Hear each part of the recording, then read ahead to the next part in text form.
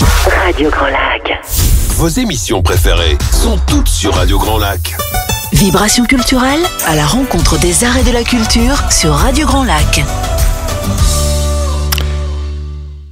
Chers auditeurs de Grand Lac, bonjour, bienvenue dans l'émission Vibration culturelle, en compagnie ce matin de Jean-Pierre à la technique. Bonjour, cher Jean-Pierre. Et puis, sans mon binôme retenu par ailleurs, cette chère Sophie Carré, que nous saluons affectueusement si elle nous écoute ce matin et que vous retrouverez dans 15 jours. Aujourd'hui, nous allons parler d'Amélie Gex.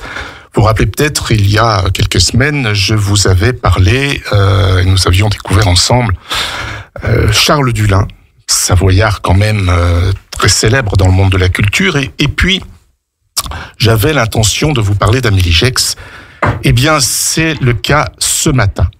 Alors, Amélie Gex, il y a 190 ans, exactement le 24 octobre dernier, naissait cette poète, nouvelliste, journaliste, féministe, républicaine, médium. Elle naquit à la Chapelle-Blanche, dans le canton de La Rochette. Je voudrais vous parler de son enfance, parce que son enfance, c'est la source de son œuvre, et particulièrement de son œuvre poétique. Elle est née dans une famille aisée, d'un père médecin, mais elle perd sa mère à l'âge de 4 ans. Et c'est donc sa grand-mère paternelle qui l'élève rue Croix d'Or, à Chambéry, dans la maison qu'on appelle la maison Panisseau, qui donnera d'ailleurs le titre à une de ses nouvelles. Et elle est élevée vraiment dans la piété. À 7 ans, elle est pensionnaire au Sacré-Cœur. Mais il faut bien le dire, elle supporte mal l'internat. Et elle n'est heureuse qu'en vacances à Challes-les-Eaux. Attention, Challes-les-Eaux, ramenez ça dans les années 1840 et quelques, ce n'était pas Challes-les-Eaux d'aujourd'hui. On était plus quand même à la campagne. Elle conservera justement de cette enfance des souvenirs impérissables qui, pour une large part, inspireront certes ses poèmes, ses recueils de poésie, mais aussi ses histoires de ma rue et de mon village. À 14 ans, après la mort de sa grand-mère, elle quitte le pensionnat, elle retourne à la Chapelle-Blanche, près de son père, qu'elle aide d'ailleurs auprès des malades. Elle se fait assistante du médecin de campagne. Bientôt, il lui laisse la direction de toute la propriété, d'une propriété rurale. Et c'est à 19 ans vraiment qu'elle découvre cette réalité rurale. Et elle se mêle alors aux travaux des champs. Elle participe aussi aux veillées avec les casseurs de noix, les gremaillus, ou les conteurs d'histoire. Elle aime beaucoup, et je pense que l'envie aussi d'écrire des contes viendra de là. On la voit aussi à la vogue, elle fréquente les rogations, elle travaille les vignes aussi. En 1856, elle a donc 21 ans, elle va se fiancer avec un garde forestier, Ernest Hérault, qui est originaire de l'Essau, près de Pontcharrat, donc c'était pas trop loin de la Chapelle-Blanche, même si à l'époque ça faisait une distance. Et le problème, c'est que, et même le drame, pourrait-on dire, c'est que ce garde forestier meurt assez jeune. Et alors, c'est des expériences spirites qui étaient à la mode au 19e siècle, on en reparlera plus tard. Et elle dialogue alors avec sa mère et avec son fiancé disparu. Voilà. Et elle se révélera, déjà jeune, comme un médium extraordinaire. J'aimerais vous lire un de ses textes, un de ses poèmes, son recueil le plus célèbre, Feuilles mortes. Et c'est un poème qu'elle a appelé le poème de la montagne, qui vous dira bien effectivement toute son inspiration rurale et tout ce qui vient de son enfance et qui a fait la femme qu'elle est devenue, engagée, et aussi défenseur de la cause rurale. Déjà à l'époque, elle écrivait ça à Charles Burdin, qui était un autre poète, un éditeur aussi.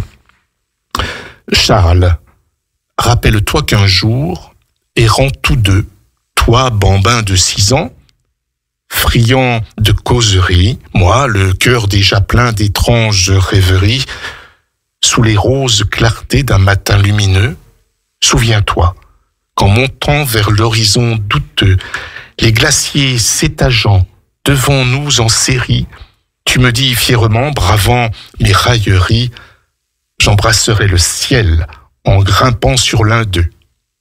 Hier, en lisant tes vers, nous dépeignant le faîte d'un mont frôlant l'azur, de son sommet chenu, ami, ce souvenir soudain m'est revenu.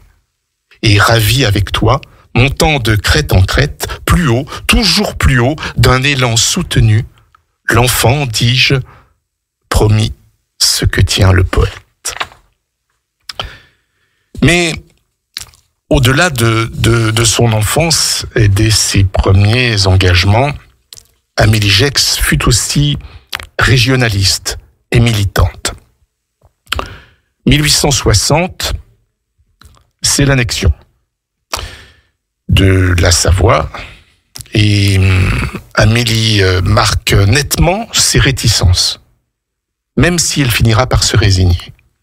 Quelques jours après le vote des 23 et 24 avril, elle écrit « Il n'y a pas à s'en dédire.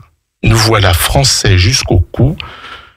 Vous ne trouveriez pas un seul paysan de Savoie qui ne dise tout bas « C'est singulier tout de même cette manière de demander mon vote. » Oh, tenez mon ami, cela fait mal au cœur de voir ce qui se passe dans notre chère Savoie. C'est à qui courra plus vite au-devant des places. C'était une nécessité pour nous d'abandonner notre antique croix blanche. Nous devions payer le sang français versé pour l'Italie, mais devions-nous rendre notre bon Victor Emmanuel II, responsable des désirs ambitieux de votre Napoléon? Pauvre roi, il est bon, il nous aimait, nous, ces Savoyards. Visiblement, la grande histoire lui échappe. L'unification de l'Italie ne l'effleure pas. Même cette lettre est intéressante. Elle porte en germe ce régionalisme qu'elle défendra si vivement un peu plus tard. À la mort de son père en 1873, elle occupe un modeste appartement à Chambéry, rue de la Trésorerie, où, il faut bien le dire, elle s'ennuie. Alors elle monte un laboratoire de photos rue de la Gare. Elle avait appris la photo, elle est allée jusqu'à Milan pour apprendre la photo. Et d'ailleurs, elle avait ouvert ce laboratoire de photos avec l'enseigne photographie italienne. Mais la maladie l'oblige à renoncer à cette activité commerciale. Le dérivatif à ses douleurs, elle le trouve alors dans l'écriture de poèmes où elle a mis toute son âme. Elle commence son entrée en poésie par le journalisme. Et elle écrit dans l'hebdomadaire qui s'appelait à l'époque le Père André, qui était un hebdomadaire qu'on dira rouge parce que les blancs c'était les royalistes et les rouges les républicains. Donc voilà, c'était un hebdomadaire républicain qui déguisait son identité, mais Amélie Gex déguisa aussi son identité. Elle prit un nom d'homme, Jean de la Jeanne. Jean de la Jeanne, c'est-à-dire Jean fils de Jeanne. Jean de la Jeanne était son pseudo qui lui permet d'écrire à l'époque des articles assez engagés, voire même des pamphlets. Ce qui en dit long sur l'antiféminisme de l'époque, puisqu'elle a dû prendre un pseudonyme masculin. Sa première copie date du 20 janvier 1878. Ce sont les pensées de Jean de la Jeanne sur les élections.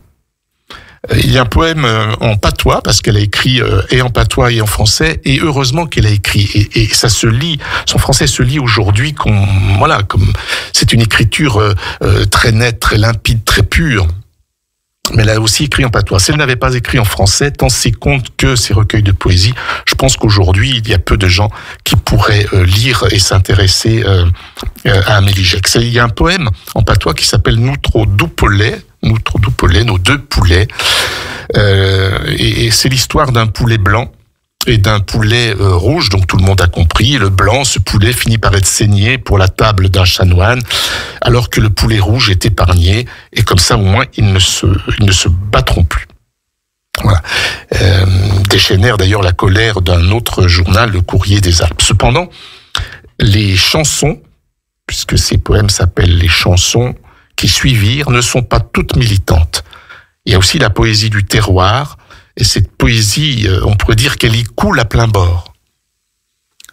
Amélie Gex reconnaîtra bientôt la vanité des luttes partisanes. L'époque des luttes de parti est close, écrit-elle le 25 mars 1879, donc presque 20 ans après l'annexion. Nous pensons qu'il est maintenant opportun de faire un peu moins de politique pour aborder sérieusement l'instruction publique des classes rurales. Ah, ça c'était sa grande cause, l'instruction publique des classes rurales. Dès le numéro du 6 avril, elle propose un programme pratique et généreux. Il s'agit de familiariser la paysannerie avec les affaires administratives, lui apprendre les procédés de culture les plus rationnels et les moins chers, trouver à l'agriculture des débouchés industriels et commerciaux, élaborer toutes sortes de coopératives, former les femmes à l'hygiène, à l'économie domestique. C'était la formation à domicile, on pourrait dire par le journal, pour tenter de retenir à la terre la paysannerie qui était tentée aussi, elle, à l'époque, par l'exode. Donc déjà, on s'intéressait à la condition paysanne. Je pense que ce que je viens de vous dire sur les engagements d'Amélie Gex, ça retentit beaucoup à notre époque. Elle... En tant que régionaliste, elle s'est intéressée bien sûr à un mouvement qui s'appelait le Félibre, les Félibres, le Félibrige, qui était très fervent en Provence avec Frédéric Mistral, et puis en Languedoc avec Auguste Fourès et Xavier de Ricard. Et ces Félibres ont réussi à unir les patois de leur région pour en faire une langue. C'est typique en Provence, mais aussi en Languedoc. Voilà. On arrive à avoir effectivement une langue où, si on parle en patois, tous ceux qui le parlent encore peuvent comprendre cette langue. Amélie Gex n'a pas eu le temps de le faire. Elle a commencé à écrire à 37 ans et puis tout ça s'est achevé par sa mort. Elle avait 47 ans, donc toute son œuvre était sur 10 ans. Elle aurait bien voulu réunir tous les patois, vous voyez, de la Savoie, des pays de Savoie. Son écriture patoise est surtout celui de la Combe de Savoie. Voilà, c'est un petit peu dommage. D'autres s'y sont aussi essayés. Ça n'a pas vraiment marché. Et donc, elle correspondit beaucoup avec ses Félibres, avec Mistral, avec Fourès et Xavier de Ricard. Et en réponse aux Félibres languedociens qui écrivit les Hirondelles, eh bien, elle répondit par un autre poème qui s'appelle les Framboisiers. Au temps des framboises, exactement, et c'est traduit du patois. Voilà, à Auguste Fourès, en réponse au texte Les Hirondelles. Là-haut, dans la taillée qui gronde comme un ours qui se fait de l'ennui, je sais des coins cousus de myrtilles et enguirlandés de chèvrefeuilles. Je sais, un sentier qui grimpe le long du ruisseau, garni de mousse, un sentier tout ourlé de framboises que le soleil a rougi. Je sais, sous un grand sapin noir, à la pointe du Tournalou, un rocher rebordé de lierre, où il n'y a de place que pour deux. Dis, mienne, veux-tu un dimanche nous en aller tous deux, seuls? Nous deux, seuls, faire vendange des framboises du petit sentier? De même qu'une abeille badine, tu becquetteras les myrtilles. Il faudra tout un jour de maraude pour cueillir plein ton petit panier. En égrenant chacun sa branche, ce ne sera pas si tout fini. Il nous faut compter dès l'aube blanche, mienne, au moins jusqu'au crépuscule. Allons, essuie, faut-il t'attendre au carrefour du tronc fendu? Mais peut-on se défendre d'aller cueillir le bien perdu? N'est-ce pas pour remplir les corbeilles que les amoureux font balancer, que dans les bois, le bon Dieu sème les myrtilles et les framboisiers? J'aimerais aussi vous parler de ces œuvres. Je pense peut-être qu'on peut, avant de passer au troisième chapitre, c'est-à-dire à ces œuvres, et puis ensuite à ces combats, de se faire une petite pause musicale. Plongez dans le grand bain de la vie locale avec Radio Grand Lac sur 92.1. Vibration culturelle à la rencontre des arts et de la culture sur Radio Grand Lac. Eh bien, chers amis, bon retour en ma compagnie sur l'antenne de Radio Grand Lac pour Vibration culturelle. Nous parlions d'Amélie Gex. Nous avons évoqué son enfance, qui est la source de son œuvre poétique, son action de régionaliste et de militante pour la cause de la paysannerie, du rural en général, mais aussi d'ailleurs de la condition ouvrière, puisque beaucoup de ruraux étaient partis vers l'industrie qui était de plus en plus florissante au 19e. J'aimerais également vous parler de ses œuvres.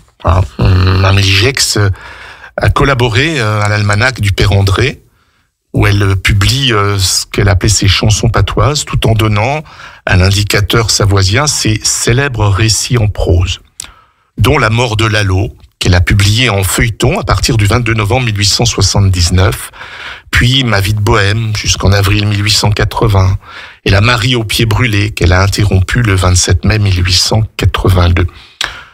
Toutes ces longues nouvelles sont effectivement publiées dans un recueil qui s'appelle Vieilles gens et vieilles choses, mais dont le sous-titre a davantage eu ses heures de gloire, c'est-à-dire Histoire de ma rue et de mon village. Il a été publié pour la dernière fois par Lafitte Reprint en 1980, quelque chose comme ça.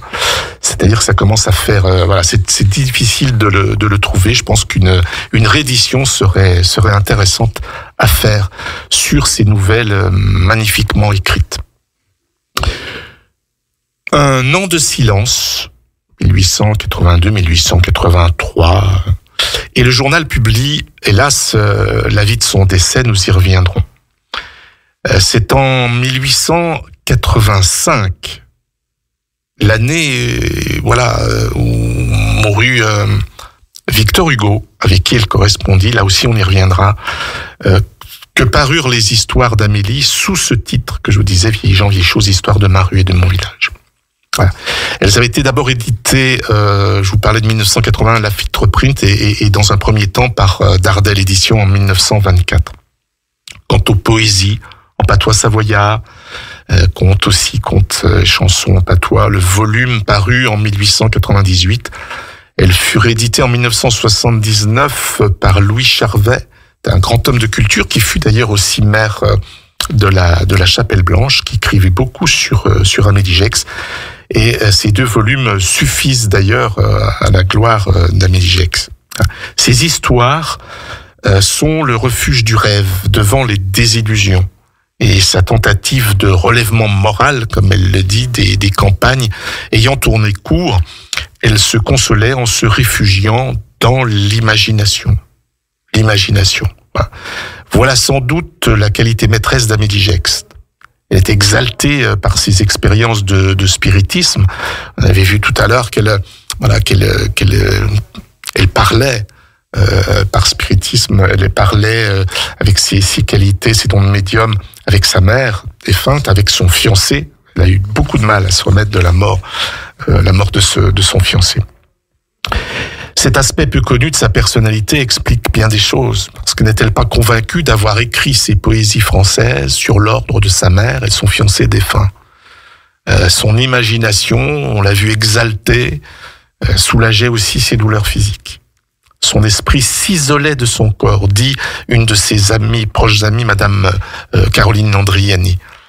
On comprend que notre poétesse savoyarde se soit complue à des histoires fantastiques, comme la Marie aux pieds brûlés que j'ai citée tout à l'heure, mais ou de somnambulisme, comme dans la maison Panisseau. Et sa position religieuse en était également éclairée. Spirit, elle se met alors à douter. Elle voulait absolument des signes. Et c'est le spiritisme qui lui en fournit. La foi, pour elle, ne lui fournissait pas ces signes-là. Voici un passage typique de la mort de Lalo. Le curé de Châles porte le bon Dieu à Lalo. Il lui portait l'extrême onction. Et avec les bambins de son âge, elle se trouve sur son passage. Le prêtre leur demande de s'agenouiller, car le bon Dieu va passer. Elle se met à genoux. Je tremblais comme une feuille. Je m'attendais à voir ou à sentir quelque chose d'extraordinaire. Monsieur le curé passe, les gens du village passèrent aussi. Je ne vis rien, je ne sentis rien. Irréligiosité foncière, d'aucuns la considéraient comme un suppôt de Satan. La vilaine, disait le peuple, restait fidèle aux Blancs. Elle n'était certes pas cléricale, car elle ne comprenait pas la valeur des rites, mais elle ne se résolut jamais à l'incroyance. Non, elle croyait, elle comptait sur une autre vie, et les rouges, c'est-à-dire les républicains, qui restèrent toujours ses amis, la laissaient à ses espoirs magnifiques.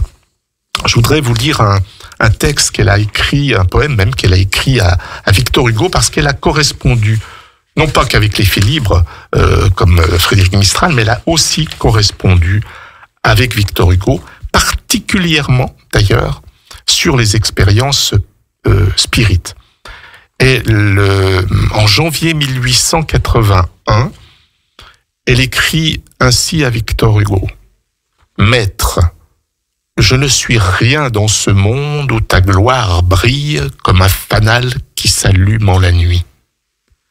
Nul encore de mon nom n'a changé de sa mémoire, n'ayant rien fait de grand, je n'ai point fait de bruit.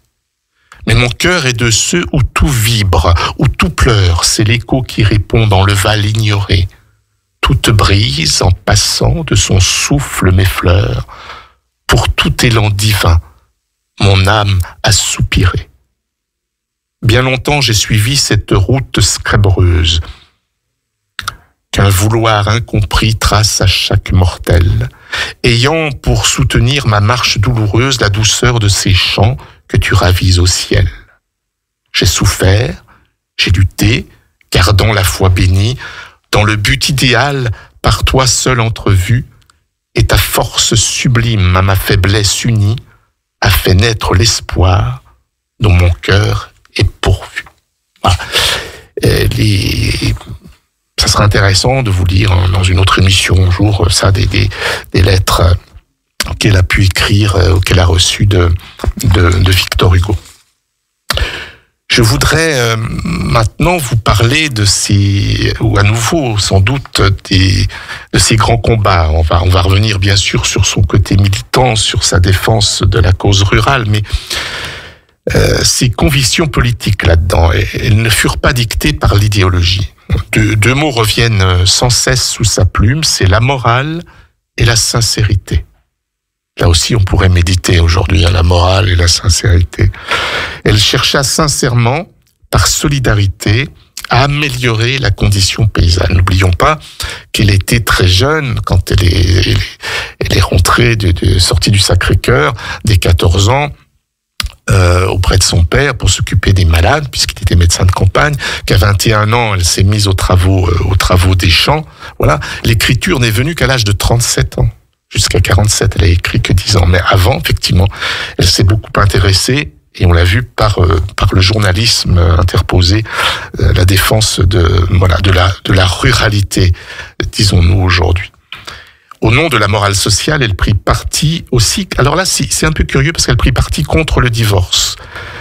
Cheval de bataille des Républicains, pourtant, le récusant au nom des droits de la femme.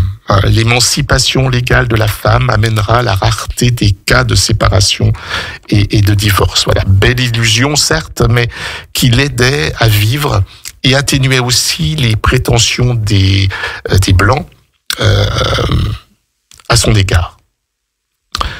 Par sa défense de la langue locale, elle rejoignit enfin les préoccupations de ces nombreux érudits savoyards qui, après 1860, après l'annexion, furent si actifs à mettre en relief l'identité savoyarde, en passe d'être fondue dans la masse de la nation française. Son régionalisme, sans doute bien plus marqué que celui des non-républicains, des royalistes, plus authentique, rencontra l'approbation du docteur Guillon, qui était d'Aix-les-Bains, qui était un ancien ami de sa famille et qui présidait à l'époque l'Académie de Savoie. Et qui, n'étant pas du côté des Rouges, préconisait la renaissance des provinces. Là aussi, c'était important. On parlait aussi de la réunification au moment des Savoies pour refaire une province. Voilà. Bon. Donc, vous voyez, c'est déjà à l'époque, tout de suite après l'annexion, on parlait de cette renaissance des provinces. Sur ce plan, elle obtint du moins un résultat positif. Le patois savoyard n'est pas une langue normalisée. Il n'a jamais servi, sauf exception, à l'expression écrite. Or, Amélie Gex en avait fait le support d'une poésie authentique. Elle contribue ainsi à le fixer. Elle obtint le soutien des célèbres auteurs du dictionnaire du patois savoyard, Constantin et Desormeaux. En défendant le patois, elle maintenait du même coup la tradition et y voyait l'inspiration de son progressisme. Solidarité, sincérité, voilà ce qu'elle regrette en fait. Voilà ce que les luttes partisanes ont détruit, voilà ce qu'il faut restaurer selon elle. De la France responsable à ses yeux de la dégradation de cette puissance. Et elle rêvait en tout cas d'une Savoie qui fut elle-même, moralement, vraie, solidaire, selon l'image qu'elle s'en était formée. Imaginaire d'un régionalisme fondé sur la morale, chimère sans doute, mais qui, étant sa raison de vivre, lui semblait plus vrai que ses propres souffrances ou ses découragements. Voilà, sur ces grands combats, vous voyez que c'était quand même une femme extrêmement engagée et active. On parlera ensuite un peu de ce que j'aurais pu appeler sa survie, mais on va, si vous le voulez bien, se mettre à une deuxième pause musicale. À Aix-les-Bains, à Chambéry et bien plus encore, Radio Grand Lac vous accompagne sur le 92.1 FM. Vibration culturelle à la rencontre des arts et de la culture sur Radio Grand Lac. Eh bien, nous revoilà, vous et moi, sur Vibration culturelle et en compagnie ce matin d'Amélie Gex. Et puisque nous sommes le matin, je vais vous lire un poème très court, mais qui s'appelle Le Soir. C'est tout à fait logique, puisque Vibration, on peut aussi vibrer le matin avec vous voyez, et on va aussi vibrer ce soir. Et quelle que soit votre soirée, j'espère que vous vous rappellerez de ce texte, typiquement de la poésie rurale, voilà, qui parle de la beauté des paysages. Le soir. Souvent, par les beaux soirs doux et chauds de septembre, alors qu'à l'horizon les flots de pourpre et d'ambre ont voilé du soleil le disque radieux, j'aime à voir s'avancer impalpable fantôme du profond des ravins vers les vieux toits de chaume, le soir mystérieux. Sur les bois assombris, quand sa grande aile passe, les oiseaux près des nids chuchotent à voix basse, dans leur dernier refrain, la prière du soir. Et les pâtres, errant sur les abruptes pentes, redisent tour à tour de leurs voix indolentes le chant de l'abreuvoir. C'est toujours d'Amélie Gex. J'espère que vous appréciez non seulement son parcours que vous découvrez pour certains, voilà, ou que vous complétez pour d'autres, mais que vous découvrez aussi la qualité de ces textes, et en tout cas de ces poèmes. Il y a un dernier chapitre à cette présentation qui est toujours succincte. Voilà, je voulais vous dire l'essentiel ce matin qu'on a appelé, d'ailleurs que des journalistes et ses biographes ont appelé la survie. L'influence d'Amélie Gex fut-elle marquante? Politiquement, on l'a vu, elle collabore à peine 1 an et demi au Père André, 1878-1879. Or, les élections du 14 octobre 1877 en Savoie et en Haute-Savoie, on va dire en Pays de Savoie, n'avaient envoyé à la Chambre que des républicains qui étaient hostiles à MacMahon. Les chansons patoises ne firent donc que célébrer le triomphe des Rouges. Dans la suite, elle prit des positions plus nuancées. Les hostilités des partis ne l'intéressaient pas, et ses projets de restauration sociale firent long feu. Sur quoi s'appuyait-il? Ni sur une idéologie, ni sur la religion. Sur le sens de la solidarité qu'elle attribuait aux populations savoyardes. Mythe ou réalité, cette solidarité fondait, croyait-elle, son progressisme.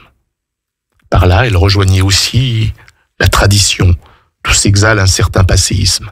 Elle tente de résoudre la contradiction par une résignation opportuniste. Ne maudissons ni présent ni passé. Le bien et le mal s'équilibrent toujours à toutes les époques, disait-elle. Mais on sent bien qu'elle demeure en porte-à-faux. Au fond, il lui manquait l'enthousiasme qui entraîne les militants, comme la foi qui transporte les montagnes. Mais dans ce cas, elle n'aurait pas été le délicieux conteur ou la délicieuse conteuse qu'elle fut. C'est que sa vraie vocation n'était pas dans l'arène politique, ni dans l'action sociale. Elle était dans la création littéraire. Par ce biais, elle a composé une œuvre authentiquement régionaliste, pas seulement en promouvant la langue savoyarde, mais par ses écrits profondément enracinés dans la terroir. Je le répète, sa production littéraire, elle l'a commencé à 37 ans à écrire, et ça s'est achevé au bout de 10 ans par sa mort. En 10 ans. À notre reconnaissance, vraiment, notre reconnaissance aujourd'hui comme celle qu'elle eut à son époque vaut plus que le demi-oubli où elle demeure. En ce temps où le régionalisme savoyard semble avoir pris un souffle différent, et peut-être connaîtra-t-elle enfin la gloire ou du moins la renommée. En tout cas, c'est ce que j'ai essayé de faire ce matin. Puisse cette émission y contribuer pour sa part à sa renommée. Pour ceux qui iraient se promener un jour à la Chapelle Blanche, vous passez par la Combe de Savoie, le Val-Gelon, voilà. Et puis vous arriverez à La Rochette, vous montez sur la Chapelle Blanche. Vous pouvez aussi accéder à la Chapelle Blanche, voilà, en remontant la vallée du Bréda par Pontcharrat.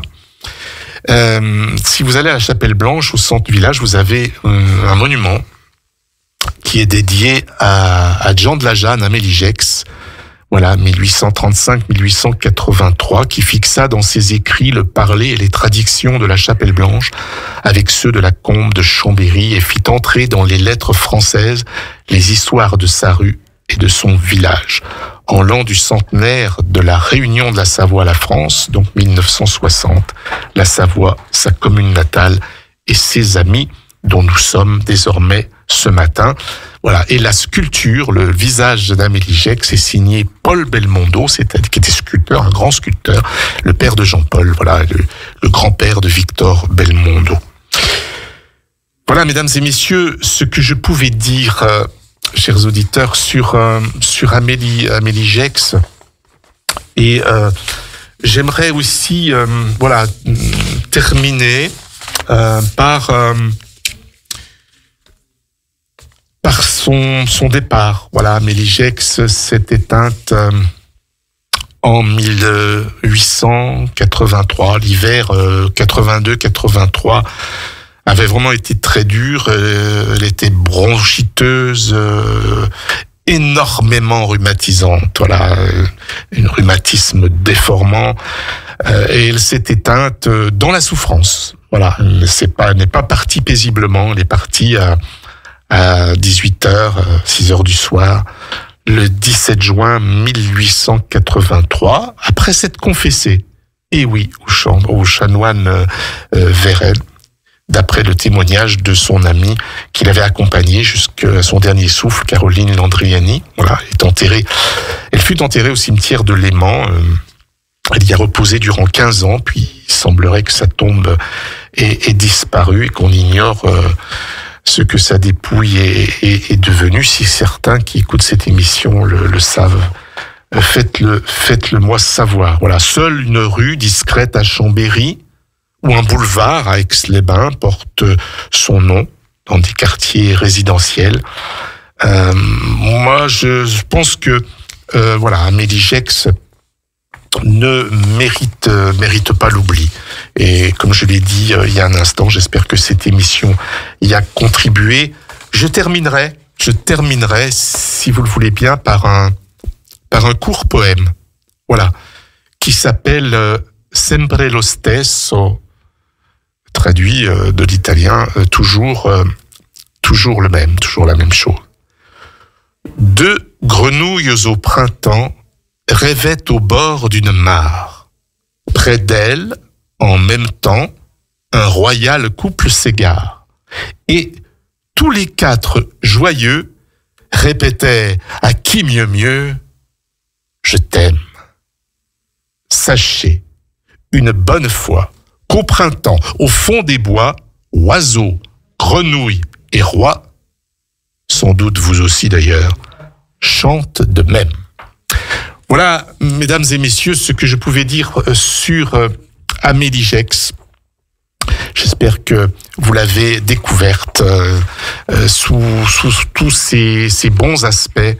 C'est vraiment une femme étonnante et j'espère que on pourra continuer à la faire connaître. Je voudrais remercier ici tout un tas de personnes qui ont rejoint Amélie Gex, dans les hautes sphères, de la culture là-haut. Et si vous faites du spiritisme, peut-être que vous pourrez converser avec eux. Je pense à Charles Burdin, qui était un poète et un éditeur d'Amélie Gex. Je pense à François Vermal, qui fut un magnifique biographe. Là aussi, son livre mériterait d'être réédité. Je pense à Louis Charvet, éminent, connaisseur d'Amélie Gex, qui écrivit aussi sur elle, qui fut maire de la Chapelle-Blanche. Et puis Louis Thérault, ce professeur émérite de l'Académie de Savoie et aussi de l'Université de Savoie. Et enfin Jean Nonglaton, journaliste, chroniqueur culturel, fondateur de l'association Amélie Gex, qui a déjà 40 ans passés, 41 ans, et toutes ces personnes, Jean Nonglaton ayant laissé beaucoup aussi de documents sur du lin, bien sûr, mais aussi sur Amélie Gex. Voilà, je voulais les remercier. Mesdames et messieurs, je voudrais aussi vous faire une petite annonce avant que nous nous quittions, parce que Vibration culturelle, c'est la musique, c'est le lyrique, c'est la littérature, c'est la poésie, c'est aussi le théâtre. Et je voudrais, parce que ce sont des amis et que c'est la troupe de théâtre d'Aix-les-Bains, la compagnie Tartuffi, qui présente à la fin du mois, le samedi 29 novembre à 20h30 et le dimanche 30 novembre à 16h, au théâtre du Casino Aix-les-Bains, une comédie policière, mais une comédie policière un peu déjantée, avec des policiers assez détonnants. Mystère au manoir Valandry, qui est une pièce de François Char. En gros, c'est l'histoire d'une vieille dame très riche qu'on ne voit pas, mais dont on parle beaucoup, Éléonore Valandry, qui mène son petit monde à la baguette et qui décide de ne pas donner un sou à son fils aîné qui se débat pour sauver son entreprise, mais qui veut pas non plus en donner à son fils cadet qu'elle menace d'expulsion. Bref, elle est assez ignoble avec ses belles-filles, elle ne ménage pas son aide à domicile non plus. Pourtant, elle convoque la police car elle a une révélation à faire. Alors, en veut-on à son héritage? En veut-on à ses rubis qu'elle ne retrouve plus? Une enquête est alors menée tambour battant par une policière stagiaire qui est complètement fan de séries télé, avec des méthodes très musclées, et puis une commissaire plus pragmatique mais plus efficace. Voilà. Comme dans les romans policiers, tous les personnages seront suspects. Saurez-vous trouver qui est coupable avant la fin?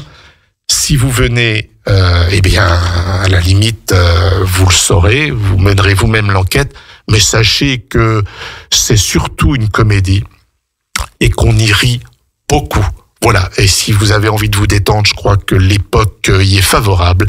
Eh bien, allez voir la compagnie Tartuffi dans Mystère au Manoir Valandry, samedi 29 novembre et dimanche 30 novembre. Au théâtre d'Aix-les-Bains. Voilà. Cette émission est terminée. Merci Jean-Pierre de m'avoir accompagné à la technique. Quand je le vois, il est en face de moi. Tout d'un coup, je me sens rassuré. Je vous donne rendez-vous et ça sera, je serai là bien sûr, mais ce sera avec Sophie Carré, dans 15 jours, à partir d'aujourd'hui. Je vous souhaite un excellent week-end. Déjà une bonne fin de semaine. Et profitez bien de ce week-end. À très bientôt. Radio Grand Lac, votre radio locale, C'est sur le 92.1 en DAB, et sur l'application 100% gratuite.